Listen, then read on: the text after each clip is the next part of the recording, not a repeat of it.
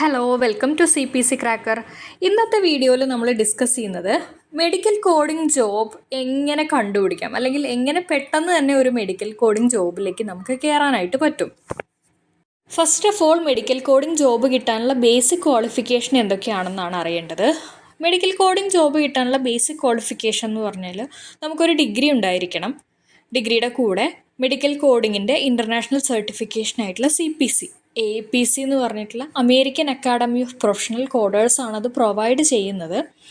ആ ഒരു CPC എന്ന് പറഞ്ഞിട്ടുള്ള സർട്ടിഫൈഡ് പ്രൊഫഷണൽ കോഡർ, ഈ ഒരു സർട്ടിഫിക്കേഷനും കൂടി ഉണ്ടായിരിക്കുക എന്നുള്ളതാണ് നമ്മുടെ ബേസിക് ആയിട്ടുള്ള ക്വാളിഫിക്കേഷൻ വരുന്നത്. ഈ ക്വാളിഫിക്കേഷൻ ഉള്ളവർക്ക് ഈസി ആയിട്ട് മെഡിക്കൽ കോഡിംഗ് ജോബിലേക്ക് കയറാനായിട്ട് പറ്റും. അതായത് നിങ്ങൾ ഇത്രയും ക്വാളിഫൈഡ് ആയതിനു ശേഷം ഒരു നല്ലൊരു റെസ്യൂമെ ഉണ്ടാക്കുക. റെസ്യൂമെ ഉണ്ടാക്കിയ ശേഷം നിങ്ങൾക്ക് ഓപ്പണിങ്സ് വരുന്ന കമ്പനീസിലേക്ക് അയച്ചു കൊടുക്കാം. അപ്പോൾ അവർ ഇൻ്റർവ്യൂവിന് വേണ്ടിയിട്ട് കോൺടാക്റ്റ് ചെയ്യുകയും ഇൻ്റർവ്യൂ അറ്റൻഡ് ചെയ്ത് കഴിഞ്ഞാൽ നിങ്ങളെ ജോലിക്ക് വേണ്ടിയിട്ട് സെലക്ട് ചെയ്യുകയും ചെയ്യും. ഇൻ്റർവ്യൂ അറ്റൻഡ് ചെയ്യുക എന്ന് പറയുമ്പോൾ കൃത്യമായിട്ട് നല്ല രീതിയിൽ പഠിച്ച് ഇൻ്റർവ്യൂ പ്രോപ്പർ രീതിയിൽ തന്നെ അറ്റൻഡ് ചെയ്യണം. അപ്പോൾ തീർച്ചയായിട്ടും നിങ്ങൾക്ക് അതിൻ്റെ ജോലി കിട്ടും. ഇനി പലരും ചോദിക്കുന്ന ചില ഡൗട്ട്സിനുള്ള ആൻസറാണ് പറയുന്നത്. ഈ മെഡിക്കൽ കോഡിംഗ് കോഴ്സ് മാത്രം കംപ്ലീറ്റ് ചെയ്തതുകൊണ്ട് നിങ്ങൾക്ക് ജോലി കിട്ടുക എന്ന് പറഞ്ഞാൽ അത്ര ഈസി ആയിരിക്കില്ല. മെഡിക്കൽ കോഡിംഗ് കോഴ്സ് കംപ്ലീറ്റ് ചെയ്ത് കഴിഞ്ഞാൽ നിങ്ങൾക്ക് നിങ്ങളുടെ ഇൻസ്റ്റിറ്റ്യൂഷൻ്റെ ഒരു സർട്ടിഫിക്കറ്റാണ് കയ്യിലുണ്ടായിരിക്കുക. പക്ഷേ ഇപ്പോൾ നിങ്ങൾ മെഡിക്കൽ കോഡിംഗ് വേക്കൻസീസ് വരുന്ന സമയത്ത് അതിലെ ക്വാളിഫിക്കേഷൻസ് നോക്കുകയാണെങ്കിൽ അതിൽ പറഞ്ഞിട്ടുണ്ടായിരിക്കും ഡിഗ്രീൻ്റെ കൂടെ CPC സർട്ടിഫൈഡ് ആയവർക്കും കൂടി ഉള്ളതാണെന്നുള്ളത്.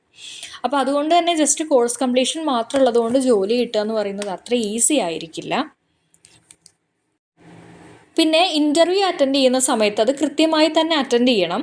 CV പ്രിപ്പറേഷൻ മുതൽ ഇൻ്റർവ്യൂവിൻ്റെ ഓരോ റൗണ്ടും ഇമ്പോർട്ടൻ്റ് ആണ്. അതെല്ലാം കറക്റ്റായിട്ട് തന്നെയാണ് നിങ്ങൾ അറ്റൻഡ് ചെയ്തിട്ടുള്ളതെന്ന് ഉറപ്പ് വരുത്തണം. അതിന് വേണ്ട പ്രിപ്പറേഷൻസ് കൃത്യമായിട്ട് എടുത്തിരിക്കണം. എങ്കിൽ ഉറപ്പായിട്ടും നിങ്ങൾ അറ്റൻഡ് ചെയ്യുന്ന ഒരു ഇൻ്റർവ്യൂ, ഏതൊരു ഇൻ്റർവ്യൂ ആണെങ്കിലും നിങ്ങൾക്ക് അതിൽ ജോലിക്ക് കയറാനായിട്ട് പറ്റും.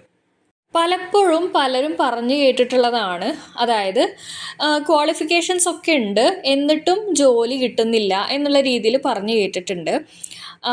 പലപ്പോഴും നമ്മൾ അവരുമായിട്ട് കമ്മ്യൂണിക്കേറ്റ് ചെയ്യുമ്പോൾ ശ്രദ്ധിച്ചിട്ടുള്ള എന്താണെന്ന് വെച്ചാൽ അവർക്കായിട്ട് എന്തെങ്കിലുമൊക്കെ പെർട്ടിക്കുലർ ഡിമാൻഡ്സ് ഉണ്ടായിരിക്കും. ഒരു പെർട്ടിക്കുലർ പ്ലേസിൽ കിട്ടിയാൽ മാത്രമേ പോവുള്ളൂ, അല്ലെങ്കിൽ അങ്ങനെ എന്തെങ്കിലുമൊക്കെ ഡിമാൻഡ്സ് അവർക്കായിട്ട് തന്നെ ഉണ്ടായിട്ട് ആ ഒരു കറക്റ്റ് ജോബിന് വേണ്ടിയിട്ടായിരിക്കും അവർ വെയിറ്റ് ചെയ്യുന്നത്. അതുകൊണ്ടാണ് ചിലരുടെ കേസിൽ കുറച്ചധികം വെയിറ്റ് ചെയ്യേണ്ടി വരുന്നത്.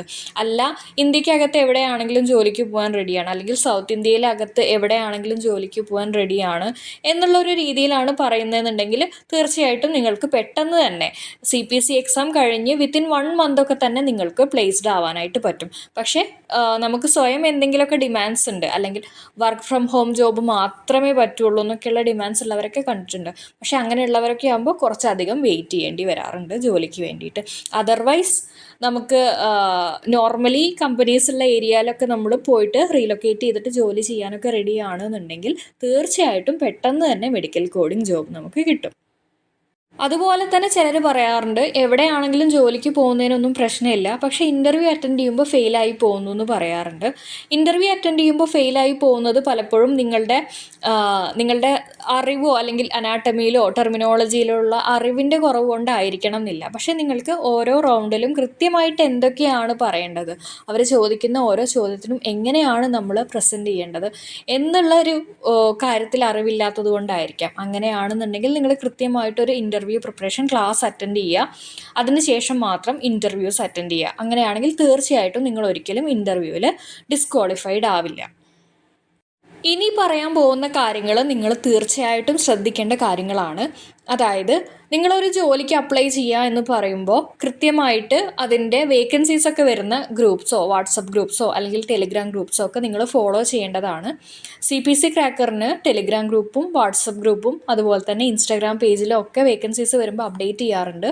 ഫേസ്ബുക്ക് പേജിലും അപ്ഡേറ്റ് ചെയ്യാറുണ്ട്. നിങ്ങൾക്ക് ഇത് ഏത് വേണമെങ്കിലും ഫോളോ ചെയ്യാവുന്നതാണ്. അപ്പോൾ നിങ്ങൾക്ക് കൃത്യമായിട്ട് വേക്കൻസീസ് ഒക്കെ അറിയാൻ കഴിയും. അപ്പോൾ വേക്കൻസീസ് വരുന്ന സമയത്ത് അതിൽ കോണ്ടാക്ട് നമ്പേഴ്സ് കൊടുക്കാറുണ്ട്. ഇമെയിൽ അഡ്രസ്സ് കൊടുക്കാറുണ്ട്.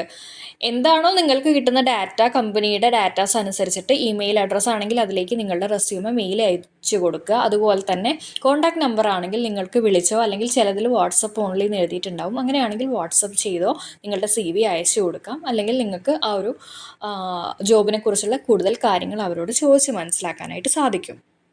വൺസ് നിങ്ങൾ അവരുടെ അടുത്ത് ഇങ്ങനത്തെ കാര്യങ്ങളൊക്കെ ചോദിച്ച് റെസ്യൂമെ അയച്ചു കൊടുത്തു കഴിഞ്ഞാൽ പിന്നെ അവരിങ്ങോട്ട് വിളിച്ചോളും എന്ന് പറഞ്ഞിട്ട് ഇരിക്കരുത്. ഇത് വളരെ പ്രൊഫഷണൽ ആയിട്ടുള്ളൊരു കാര്യമാണല്ലോ, നമ്മളൊരു ജോബിലേക്ക് കിടക്കുന്ന ഫസ്റ്റ് സ്റ്റെപ്പാണ്.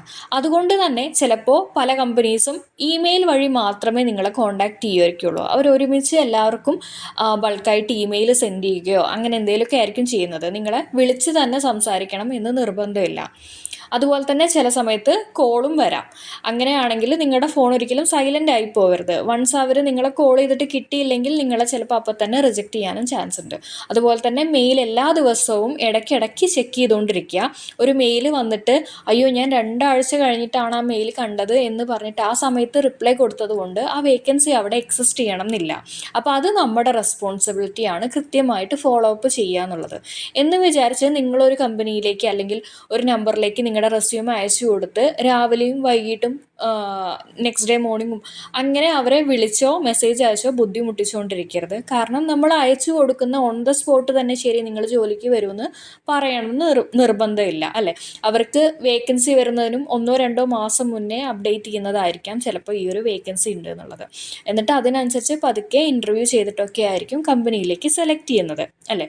അപ്പോൾ അതുകൊണ്ട് തന്നെ നമ്മളെ ഇന്ന് റെസ്യൂമെ അയച്ചു കൊടുത്ത് നാളെ തന്നെ ജോലിക്ക് വിളിക്കണം എന്ന് യാതൊരു നിർബന്ധവും ഇല്ല. അവർ ചിലപ്പോൾ ഒരാഴ്ച കഴിഞ്ഞിട്ടായിരിക്കും കോൺടാക്ട് ചെയ്യുന്നത്, ചിലപ്പോൾ 1 മാസം കഴിഞ്ഞിട്ടായിരിക്കും കോൺടാക്ട് ചെയ്യുന്നത്.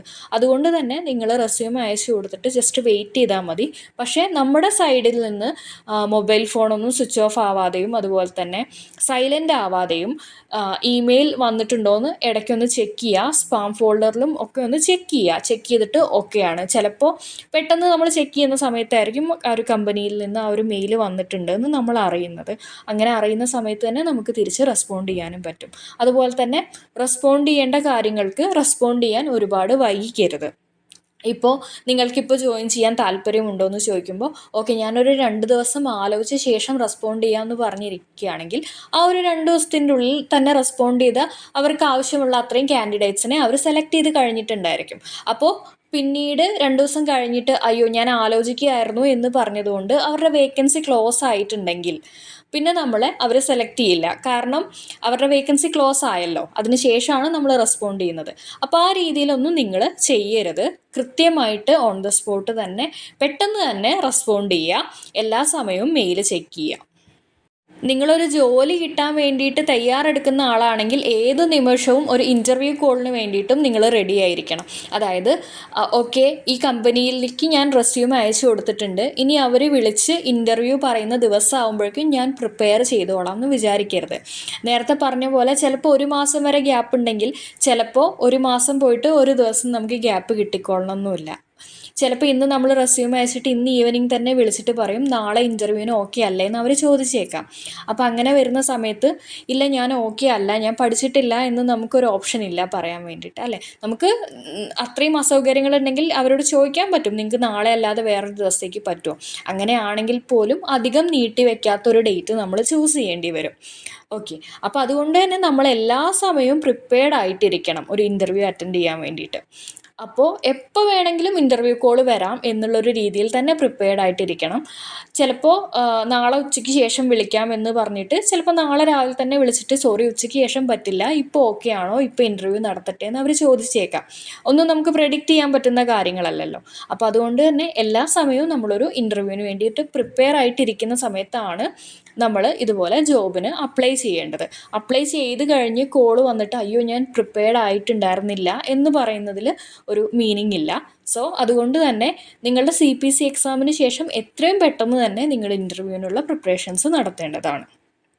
അപ്പോൾ ഇത്രയും കാര്യങ്ങൾ ശ്രദ്ധിക്കുകയാണെങ്കിൽ CPCക്ക് ശേഷം എത്രയും പെട്ടെന്ന് തന്നെ നിങ്ങൾക്ക് ജോലിക്ക് കയറാനായിട്ട് പറ്റും. നല്ലൊരു മെഡിക്കൽ കോഡിംഗ് കമ്പനിയിൽ തന്നെ മെഡിക്കൽ കോഡറായിട്ട് ജോലിക്ക് കയറാൻ പറ്റും. ജോലിക്ക് കയറിക്കഴിഞ്ഞാൽ നിങ്ങൾക്ക് നല്ല രീതിയിൽ പ്രൊമോഷൻ സ്കോപ്പുള്ളൊരു ജോബാണ്. അതുപോലെ തന്നെ സാലറിയിലാണെങ്കിലും നല്ല രീതിയിൽ ഇൻക്രിമെൻറ്റ്, ഇയർലി ഇൻക്രിമെൻ്റ് ഒക്കെ കിട്ടുന്നൊരു പൊസിഷനാണ് മെഡിക്കൽ കോഡർ എന്ന് പറയുന്ന പൊസിഷൻ.